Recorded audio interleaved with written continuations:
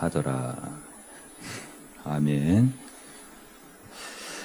예, 오늘 본문은 그 교회가 어떻게 시작이 되었는지의 그 시작입니다. 시작. 그래서 우리 지난주에 살펴본 것처럼 약속하신 것을 기다리라 그랬죠. 예수님께서. 그래서 모여서 열흘 동안 기도만 한 거예요. 기도만. 약속하신 것을 기다리라고.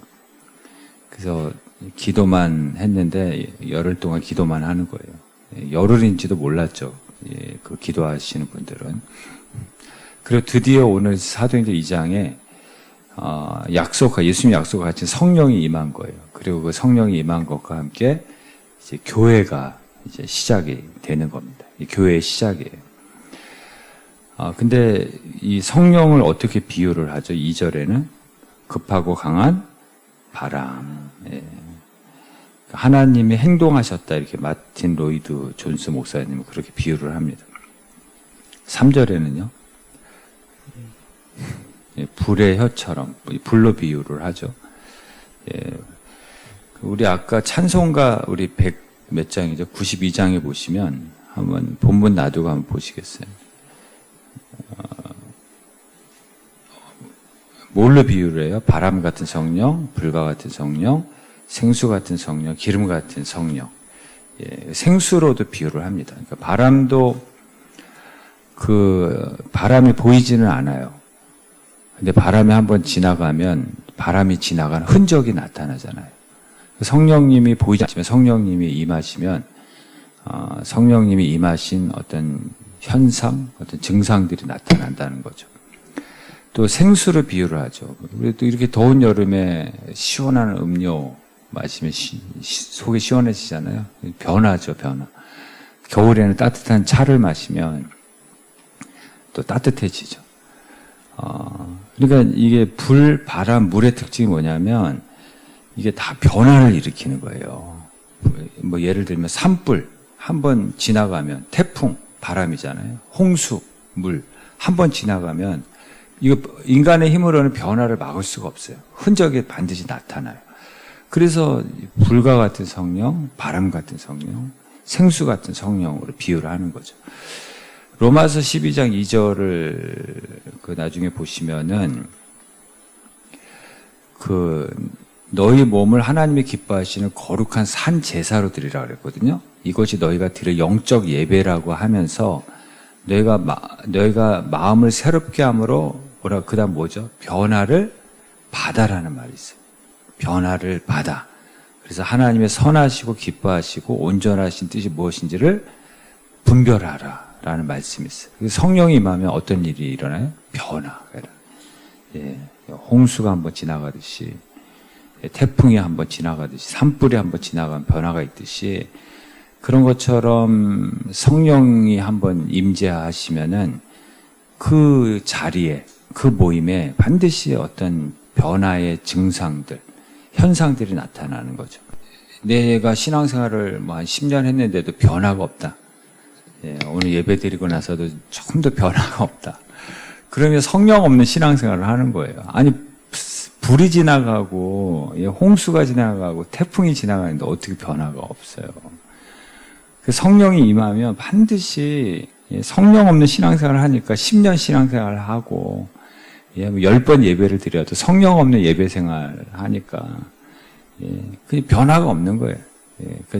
오히려 신앙생활을 하면서 발효가 돼야 되는데 부패되고 성령 없는 신앙생활, 생명이 없는 거죠. 죽은 신앙생활을 하는 거죠. 아까 기름 같은 성령이라고 그랬잖아요. 아니 자동차가 아무리 좋으면 뭐 하겠어요. 기름이 없는데. 기름이 없는데 그럼 기름 없는 자동차 어떻게 해야 돼요? 끌고 가든지 밀고 가든지 뭐 어떻게 해? 견인해서 가든지. 얼마나 힘들어요. 그러니까 성령 없는 신앙생활을 하니까 힘들어.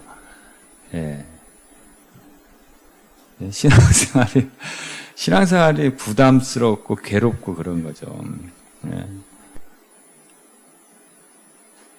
그러면 성령이 임하면 반드시 변화가 일어나는데 제일 먼저 나타나는 변화가 뭐냐? 우리 4절을 한번 보시겠습니까? 4절에 보시면은 그들이 다 성령의 충만함을 받고 어떻게 해요? 그 다음에 성령이 말하게 하심을 따라서 말을 합니다. 그러니까 제일 먼저 성령이 임하면 언어가 바뀌어요. 말이 바뀌는 거죠. 성령 그냥 막 말하지 않아요. 그래서 품격이라는 말도 그 품자가 입국자가 세 개잖아요. 품격. 그러니까 자꾸 품격 있는 말을 하게 되는 거지. 또 뭐 말버릇 또 뭐 있죠?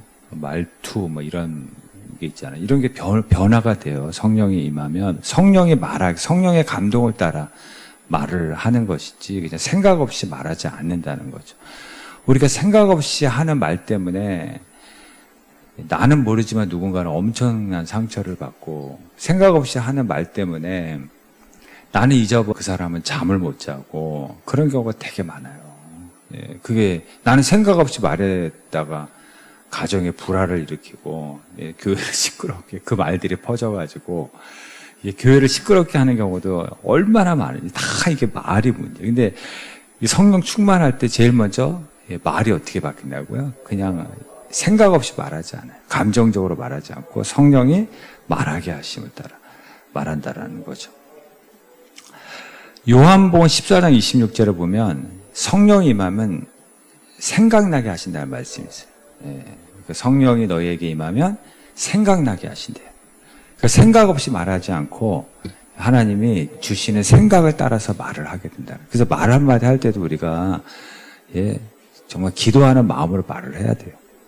자녀들에게도 그렇고 또 교회 안에서 어떤 가정 안에서 어떤 문제를 놓고 이야기할 때도 기도하는 기도 많이 하고 성령 충만함을 따라서 그리고 말을 해야 한다라는 거죠. 그래서 어떤 교회는 누가 일어나서 발언하려고 그러면 어떻게 기도하셨습니까? 이렇게 물어본대요.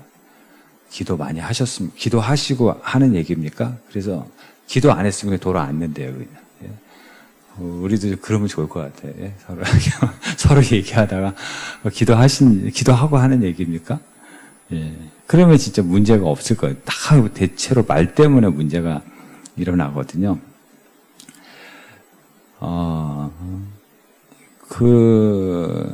머피의 법칙이라고 들어보셨죠? 머피의 법칙. 제가 미장원을 갔는데, 근데 문이 닫았더라고요. 알고 보니까 화요일이야. 그걸 제가 몰랐을까요? 알았죠.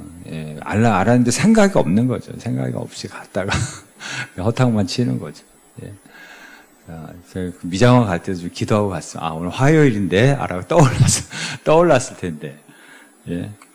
그리고 또 셀리의 법칙이라는 것도 들어보셨죠. 뭐 오늘 시험인지 몰랐어. 근데, 시험이야? 해가지고 한 30분 막 공부했는데 막 거기서 다 나온 거야. 뭐 그런 경우도 있을 수 있잖아요. 그러니까 둘 다 이게 좋은 게 아니에요. 내 인생 망치는 거예요. 이게 생각이 없는 거잖아요. 생각 없이 있다가 뭐 30분 공부해 다 나왔어. 근데 그게 반복되면 내가 인생을 이렇게 살아도 되나 보다 해가지고 그 인생 망가지는 거예요. 이게 둘 다 생각 없는 인생의 모습이에요. 그래서 성령이 임하면 성실해집니다. 성령이 임하면 일관성이 생기고요. 성령이 임하면 노력하게 돼요. 뭐 우연히 이런 거 기대하지 않아요. 시편 126편 5절 6절에 눈물 흘리며 씨를 뿌리는 자, 울며 씨를 뿌리는 자는 기쁨으로 거둔대요. 그러니까 눈물 흘리면서도 씨를 뿌리는 거예요. 울면서도 할 일을 하는 거예요. 내가 할 일을 하는 거예요. 일관성을 계속 유지하는 거예요. 이게 성령 충만함이에요. 울면서도 씨 뿌리고 눈물을 흘리면서도 내가 할 일을 다 해 나가는 거예요. 그게 성실이죠. 그게 일관성이죠. 성령 충만하면 일관성이 생겨요. 그냥 생각 없이 막 하지 않는다는 거죠. 아니 그렇게 일관성 있게 하는데도 안 돼. 그런데 그 눈물과 땀이 모아져서 그때 성령의 역사에서 기적이 일어나는 거예요.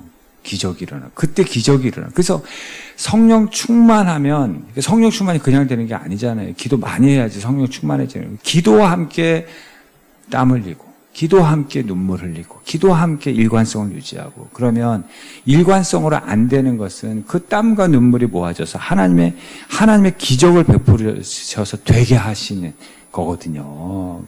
그래서 이 일관성만 가지고 되는 것도 아니고 기도만 가지고 되는 것도 아니고 이게 같이 가야지. 그래서 성령 충만은 확률을 높이는 거예요. 확률을. 예, 막 기적을 내가 아무것도 안 하고 막 하나님이 기적으로 막 홍해가 열리고 이런 게 아니에요. 일관성을 계속 유지하는 게 성령 충만이고 기도하는 사람의 자세예요. 예. 그렇게 했는데도 안 될 때, 예, 성령님이 그 위에 또 역사하시는 거죠. 그래서 기적으로 홍해가 열리기도 하고, 예, 그렇게 막혔던 여리고가 정복되고 열리는 역사가 일어난다라는 거죠. 요거하고 반대되는 것도 있잖아요. 하인리의 법칙이라고. 한 번의 중대한 사고가 일어나기 전까지는 300번의 조짐이 있대요. 300번의 조짐이 있고 징후가 위험한 조짐이 있었는데 그걸 무시한 거예요. 예, 그래서 그게 쌓여가지고 예, 큰 사고가 일어난다라는 거예요. 그러니까 300번의 조짐을 계속해서 위험한 조짐과 징후를 계속 보여주는데 내가 감지를 못하는 거죠. 예. 깨닫지를 못하는 거죠. 예. 생각해야죠, 생각. 예. 아니 300번이나 하나님이 계속 징후를 보여주고 조짐을 보여주고 내가 생각이 없는 거예요. 뭐 욕심으로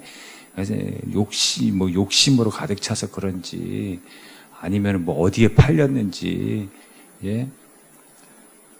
그런 조짐을 그러다가 나라도 망하는 거예요. 북이스라엘이 망하고 남유다도 망하는 거예요. 그러다가. 그래서 역대하 7장 14절에 하나님 말씀하시잖아요. 회개하라고 얘기하잖아요. 회개하라고. 예, 하나님을 믿는 내 백성이 회개하면 회개가 뭐예요? 깨닫는 거죠. 예, 그래서 맨날 돌아봐야 돼요. 내가 오늘 실수한 거 없나? 예, 맨날 돌아봐야 돼요. 내가 오늘 뭐 실수한 건 없는지, 내가 잘못한 것은 없는지, 욥과 같이 날마다 돌아봐야 돼. 예. 그래서 회개하는 시간을 반드시 가질 때, 예. 하나님께서 그 땅을 고친다 그러잖아요. 예. 하나님이 그 가정을 고쳐주시고, 하나님이 그 교회를 고쳐주시고, 하나님이 그 대한민국을 고쳐주시고, 하나님이 고쳐주신다라는 거예요. 예. 그게 성령 충만이에요. 그리고 성령 충만할 때 나타나는 것이 6절에서 8절 한번 보시겠어요? 그 5절에 보시면 경건한 유대인들이 어디서 왔어요? 천하 각국, 세계 곳곳에서 오순절 명절이 되니까 예루살렘에 예배하러 온 거예요. 근데 6절, 7절에 보면 세계 곳곳에서 온 사람들이 예루살렘에 모였는데 예수님의 제자들이 말하는 것을 듣고 왜 소동을 했냐면 7절에 왜 놀라서 신기하게 여겼냐면 이 사람들이 갈릴리 사람들이거든요. 갈릴리 사람 무식하다는 뜻이에요. 못 배웠다라는 그런 말이거든요. 이 사람들이 갈릴리 사람이 아니냐. 근데 세계 각국에서 온 사람들이 우리가 태어난 곳, 예, 태어난 곳의 외국어, 태어난 곳의 언어로 듣게 되는 게 이게 뭐 무슨 일이냐. 너무 신기한 거예요. 예, 그래서 12절에 보면 다 놀라며 당황하여 이거 어찌 된 일이냐고 고백을 하는 거예요. 그러니까 성령이 임하니까 이게 지금 이 사도행전의 방언하고 고린도 방언은 다르다고 했잖아요. 사도행전의 방언은 세계 각국으로 어떤 식으로 언어를 얘기했는지는 잘 모르겠어요. 근데 제자들이 성령 충만해서 방언을 얘기하는데 이게 다 그들이 난 곳 그 나라의 외국어로 막 얘기를 하는 거예요.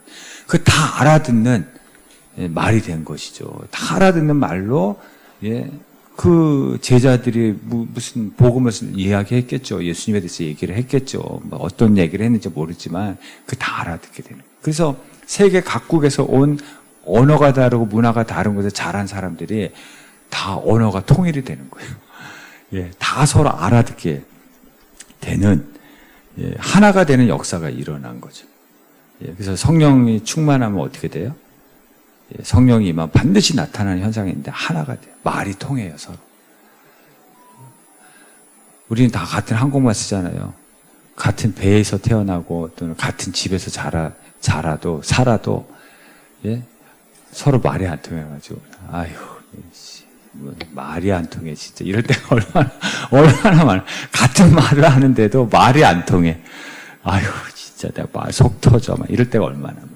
근데 성령이 충만하면 이 말이 통하는 거예요. 하나가 되는 거예요. 그러니까 서로 다른 언어를 쓰는 사람도 성령 충만하니까 말이 통하는데, 근데 우리는 같은 언어를 쓰고 같은 환경에서 자라고 살아가고, 예, 같은 공간에서도 서로 안 통해가지고 진짜 속 터지고 답답할 때가 얼마나 많아요. 그때 회개해야 돼요. 저를 비롯해가지고. 내 기도가 부족해서 그래. 내가 성령 충만하지 못해서 내가 속이 터지고 있구나. 이렇게 생각을 해야 된다는 거죠. 그래서 말이 안 통해서 일어나는 일을 뭐라 그래요? 말썽이라고 그러잖아요. 그래서 말썽이 일어나는 거예요. 말이 안 통해가지고. 어떤 친구 2명이 자취를 하는데, 한 친구가 자다가 일어나가지고, 여름인가 봐요. 자꾸, 여름이었는데, 야구르트를 달라 그런 거예요. 야구르트 줘. 계속 그러는 거예요. 야구르트가 어디 있어요, 그 밤에. 문 다 닫고, 뭐, 사올 수도 없고. 계속 야구르트 줘 그러더래요. 나중에 알고 보니까 선풍기를 약으로 틀어줘인데, 약으로 틀어줘 그러는데, 이 친구가 뭐 경상도 친구인지 잘 모르겠는데, 자꾸 야구르트 줘. 서로 안 통하는 거죠, 말이. 그게 뭐 하나의 그냥 이야기를 했지만은, 이런 일들이 일어난다는 거예요. 예. 한 공간에서 서로 안 통해. 예. 그래서 답답하고 말썽이 일어나는 경우가 얼마나 많이 있냐는 거죠. 근데 성령이 충만하면 어떻게 된다고요? 예, 하나가 되는 거예요. 서로 통해요.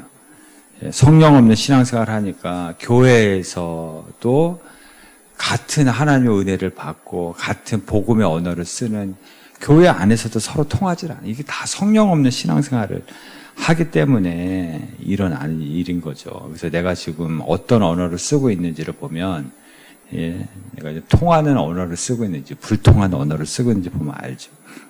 그 판소리에서 아마 들어보셨을 거예요. 소리꾼하고 고수, 구경꾼 이렇게 세 파트로 나눠져 있는데, 구경꾼도 이제 같이 동참을 하잖아요. 근데 이 소리꾼과 고수와 구경꾼을 하나로 묶는 역할을 하는 사람이 고수라고 합니다. 고수가 이게 딱 북을 치면서 얼쑤 좋다 이렇게 하는 역할을 한대요. 흥을 돋궈주는 거죠. 얼쑤 좋다 하면서 구경꾼들마저도 그 판소리 공연에 동참하게 해서 서로 하나 되게 하는 그런 역할을 하는 거죠. 그러니까 이 가정에 고수가 있어야 돼요. 예. 여러분이 고수가 되시길 바랍니다. 예. 고수의 다른 말이 감정노동하는 사람이에요. 쉽게 얘기하면. 그렇잖아요. 한번 말씀드렸잖아요. 누군가가 감정노동을 하기 때문에 그 가정이 되고, 예, 교회도 되는 거예요. 다 참아주고, 받아주고, 웃어주고, 칭찬해주고, 격려해주고, 속은 그게 아닌데, 예. 그런 감정노동을 근데 언제까지 하죠? 기름이 떨어졌는데.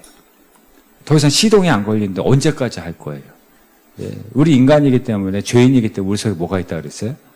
가시가 있다 그랬잖아요. 그래서 성령 충만하지 않으면 기름이 떨어지면은 예, 속에 있던 가시가 언젠가 튀어나와요.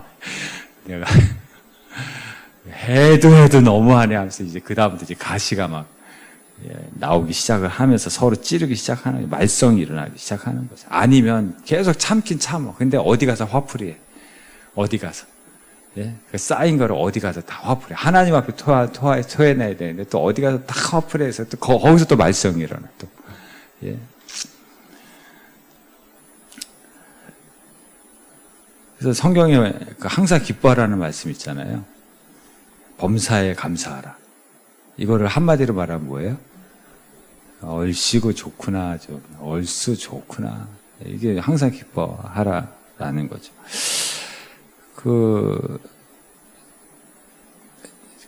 어떤 아이가 되게 좋아해요. 막 좋아하고 있더라고요. 근데 어떤 어르신이 걔를 보더니, 근데 걔 좋아하는 모습을 보고 아마 그 어르신 생각에는 지금 좋아할 때가 아니라고 생각을 했나 봐요. 그러니까 그렇게 좋아하는 애를 보고 뭐라 그러냐면, 얼씨구 그러더라고요. 얼씨구? 그런 거 있잖아요. 뭐 얼씨구, 좋아하네, 막 이러더라고요. 근데 제가 생각해보니까 억양 하나 바뀌었는데 이게 분위기가 다 바뀌어버리는 거예요. 똑같은 언어잖아요. 근데 얼쑤 좋다, 얼씨구, 지화자 좋다, 이렇게 하는 거하고 똑같은 언어인데, 아이씨, 얼씨구. 우리도 교회 안에서도 그렇고, 가정에서도 그럴 때 많아요. 얼씨구. 예, 좋아하네. 아우, 잘한다, 이런 것도 있고요. 아이고, 잘한다, 잘해. 잘한다, 잘해. 예.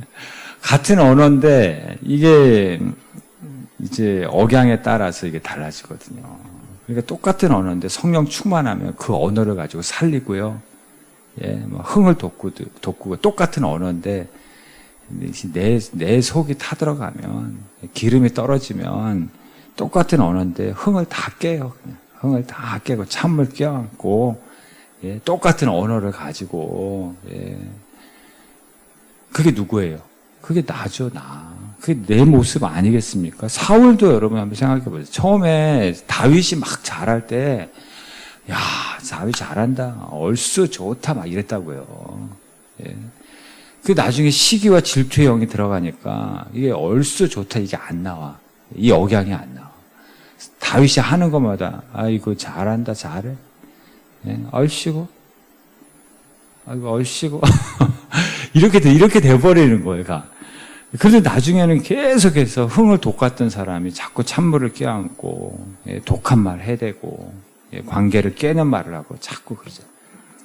그래서 내가 통하는 말을 하는지 요즘 불통하는 말을 하는지 살리는 언어를 하는지 죽이는 언어를 하는지 예, 그거를 보면은 내가 성령 충만한지 안 한지 내가 회개를 해야 되는지 그게 아닌지 알 수 있다라는 거예요. 성령 충만하면 반드시 언어를 써요. 흥을 돋구는 언어를 쓰게 되어 있다라는 거죠. 그 세 번째로는 하나 더 말씀을 드리면 성령이 임하면요. 동요하질 않아요. 우리 그걸 한번 찾아볼게요. 사도행전 4장 13절.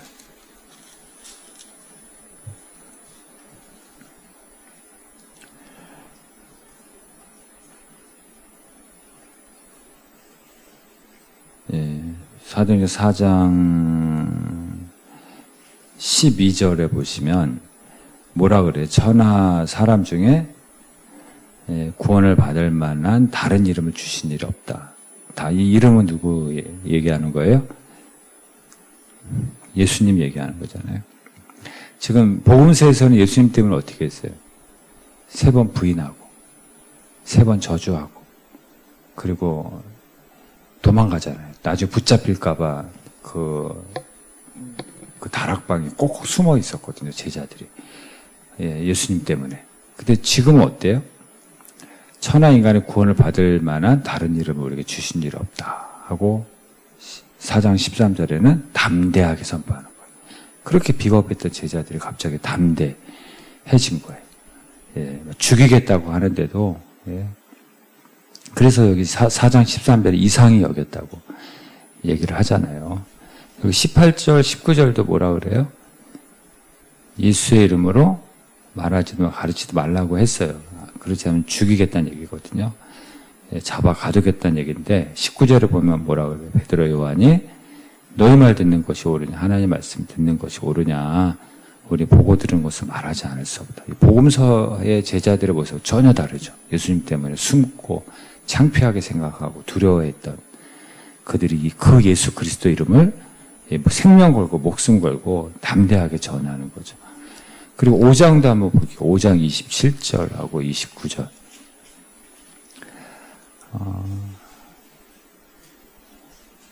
그들을 끌어다가 공회 앞에 세웠어요. 공회는 우리로 말하면 국회라 그랬죠. 국회 앞에 세워서 죽이려고 세운 거예요. 트집 잡아가지고. 예. 그런데 그런 살벌한 분위기에서 28절에 뭐라 그래요? 내가 예수 이름으로 가르치지 말라고. 예. 그랬는데 29절에 뭐라 그래요? 베드로와 사도들이 사람보다 하나님께 순종하는 것이 마땅하다. 이거 죽음을 각오하고 얘기하는 거예요. 아주 담대하게 이 말씀을 전하는 거죠. 그리고 40절, 5장 40절에서 41절은 사도들이 예수님의 이름을 위해서 능력받는 것을 어떻게 해요? 기뻐해요. 예, 신비라고 그랬죠. 신비한 현상이라고. 예수님 때문에 능력받는 걸 두려워하고 막 창피하게 생각하고 겁을 내는 게 아니라 막 그걸 기뻐해요. 얼씨고 좋다 하는 거예요. 예수님 때문에 핍박을 받을수록 얼씨고 좋다는 거예요. 하늘의 상이 크다 하면서. 그러면서 그렇게 위협하고 죽이겠다고 하는데도 42절에 계속 가르치고 전도하는 것을 그치지 않는 거죠. 전혀 그들의 위협과 죽이겠다는 그들의 그 말 앞에서 전혀 조금도 동요되지 않는, 흔들리지 않는 사도들의 모습을 보는 거죠. 그래서 성령 충만하면 내가 지금 처한 모든 상황들에 대해서 동요되지 않아요. 마음에 평안이 있다라는 거죠. 그래서 기도는 언제까지 하는 거예요? 내 마음에 동요가 사라질 때까지, 요동치는 내 마음이 잔잔해질 때까지 기도하는 거예요. 근데 그게 한 번의 기도로 되겠어요? 한 번 기도하고 평안이 왔어요. 조금 지나면 또 밀려와요. 그럼 또 기도하는 거예요. 제가 한나가 그렇게 기도했을 거예요. 한나가 기도하고 나서 다시는 얼굴에 근심이 없었다 그랬죠. 다시는 기도 안 한 게 아니에요. 예. 다시는 근심이 없었다 그랬거든요. 한 번 기도하고, 한 번 기도한 게 아니에요. 그 다음에 또 밀려오면 또 기도한 거예요. 또 분인나 때문에 마음에 막 우라통이 터질 때, 예, 막 우라병이 생기려고 하면 또 기도한 거예요. 예, 우라통이 사라질 때까지. 예, 화병이 사라질 때까지. 마음의 동요가 사라질 때까지 또 기도하고, 또 기도하고, 또 기도하고. 그래서 그 얼굴에 다시는 근심빛이 없었다라고 얘기를 하는 거예요. 예. 마음에, 그래서 성령 충만할 때까지 기도하면, 그 언제까지냐? 마음의 평안이 올 때까지. 동요. 예. 마음이 막 요동치는 것이 사라져서 마음이 호수와 같이 될 때까지 기도하는 것. 그게 성령 충만한, 상태라는 거죠. 그래서 대체로 우리가 마음이 요동치는 이유는 욕심 때문에 그런 경우가 사실은 많아요. 저를 비롯해가지고 우리 모두가. 그래서 욕심이 잉태한 즉 죄를 낳는다 그러잖아요. 죄가 잉태한 즉 사망을 낳고 욕심. 욕심으로 결정하면 반드시 후회를 합니다. 예. 그래서 항상 결정할 때 하나님이 사랑하는 자에게 잠을 주신다 그랬잖아요. 그러니까 내가 어떤 결정을 할 때 내가 A라는 결정을 하면 잠을 잘 못 잘 것 같다. 그러면 하지 마세요. 예. 내가 B라는 결정을 하면 내가 조금 욕심을 덜어내서 B라는 결정을 하면 내가 잠을 잘 잘 수 있을 것 같다. 그러면 그 결정을 하는 게 맞아요. 예. 왜냐면 하나님 사랑하는 자에게 잠을 주신다 그랬으니까 결정을 할 때 내가 이 결정을 하고 나서 예, 잠을 잘 잘 것 같은지 잠 못 잘 것 같은지 예, 그 결정을 할 때 예, 기도 많이 하고 그래서 결정을 욕심으로 결정하면 반드시 우리가 후회를 하게 되거든요. 여기 6장 한번 보시겠어요? 6장 15절에 보면 그 스데반을 주목하여 볼 때 그 얼굴이 어떻게 돼요? 천사의 얼굴. 지금 공회가 뭐라 그랬어요? 국회 앞에 트집 잡아서 죽이려고 데려왔는데, 예. 근데, 뭐, 국회에서 사람들 막 증인으로 부른 것도 아니고 이거 죽이려고 데리고 온 거예요. 예. 근데 스데반의 얼굴이 천사의 얼굴과 같대요. 예. 이게 전혀 요동함이 없는 거예요. 그리고 여기 7장 끝에 보시면 그 이유가 뭐예요? 7장 56절에 다 이를 갈고 있는데 스데반이 어떻게 해요? 성령 충만하여서 돌 들고 있는데 성령 충만하여서 예, 얼굴이 천사와 같은 예, 얼굴의 일관성을 유지하는 거예요. 감정의 일관성을 유지하고 감정이 전혀 동요되지 않는 이유가 성령 충만함이라고 말하고 있습니다. 그래서 고린도후서 3장 17절에도 주의 영이 계신 곳에 뭐가 있어요? 자유함이 있다라는 거죠. 어떤 유치원에서 이제 높은 산을 보여줬어요. 큰 산, 높은 산을 보여주면서 야, 이 산을 넘으면 뭐가 있을까? 이렇게 물어봤어요. 그랬더니 어떤 아이가 막 웃으면서 저 산 넘으면은요, 예, 예쁜 꽃도 있고요. 과수원도 있고요. 토끼하고 사슴도 있어요. 그랬어요. 또 다른 애에게 물어봤어요. 아, 이 산을 넘으면 이 산 뒤에는 뭐가 있을까 했더니 애가 절벽이 있어요. 떨어져 죽어요. 거기 귀신도 나오고요. 해골바가지도 나와요. 똑같은 산을 보여줬는데 예, 그 산 뒤에 뭐가 있을까 그랬더니 하나에는 기대감을 표현하고 하나에는 두려움을 표현하는 거예요. 그러니까 우리도 그런 것 같아요. 똑같은 고난을 당하는데 내가 지금 성령의 기름이 떨어졌어. 은혜가 떨어지면 바닥이면 내가 겪고 있는 일로 인해서 늘 두려움이 가득해. 예, 그 일을 통한 그 고난 뒤에 숨어 있는 하나님이 축복을 주세요. 고난이라는 보자기로 싸서 주신다 그러잖아요. 그 속에 숨어 있는, 그 뒤에 숨어 있는 막 하나님의 축복에 대한 기대감. 성령 충만할 때 나타나는 현상이거든요. 그러니까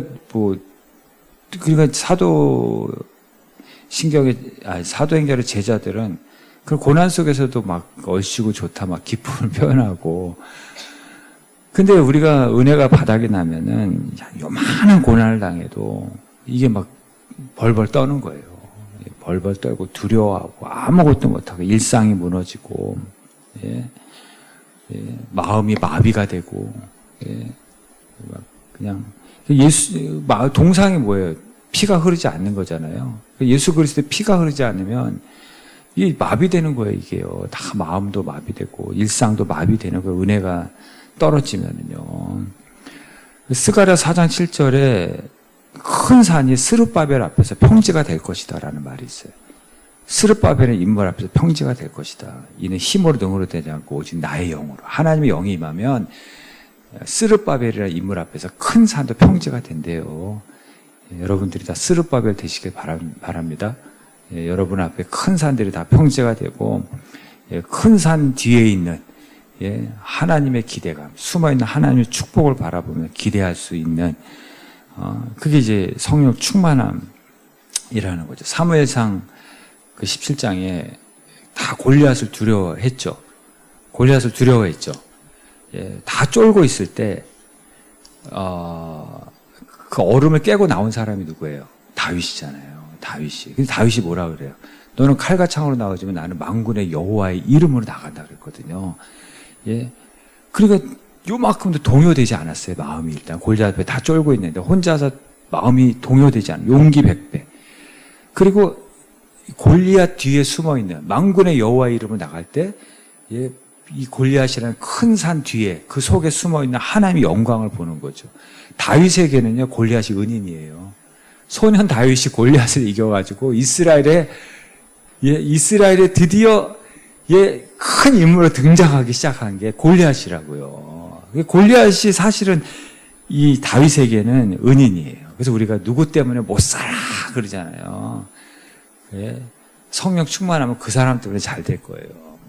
내가 뭐 때문에 내가 저것 때문에 안 돼. 성령 충만하면 그것 때문에 잘 돼요. 이게 너무 관점이 바뀌는 거예요. 두려움이 아니라 기대감으로 바뀌는 거죠. 그래서 사실은 한나가 분이나 때문에 된 거잖아요. 예? 다윗도 사울 때문에 된 거잖아요. 야곱이 라반 때문에 부자가 됐어요. 거부가 됐고요. 에서 때문에 영의 사람으로 변화된 거잖아요. 저 사람 때문에 못 살아가 아니에요. 저것 때문에 안 돼가 아니라 성령 충만하면 그것 때문에 돼요. 예? 그것 때문에 더 잘 돼. 그 뒤에 숨어있는 엄청난 축복을 보는. 왜? 성령은 불이고, 성령은 생수고, 성령은 바람이고, 성령은 기름인데, 성령 충만하면 태풍이 불고, 산불이 일어나고, 홍수가 일어나는데, 하나님이 다 바꿔주신다는 얘기예요. 다 변화시켜 주신다라는 얘기예요. 감기 걸리면 약 먹고 주사 맞잖아요. 내가 푸는 거 아니에요. 약이 풀듯이. 여러분, 사도행전 12장에 교회가 그를 위하여 간절히 기도할 때 기도가 베드로 묶여있는 거 풀고 기도가 베드로를 막고 있는 문들이 하나하나 열려가지고 기도하는 장소까지 인도해 주시잖아요. 내가 푸는 게 아니라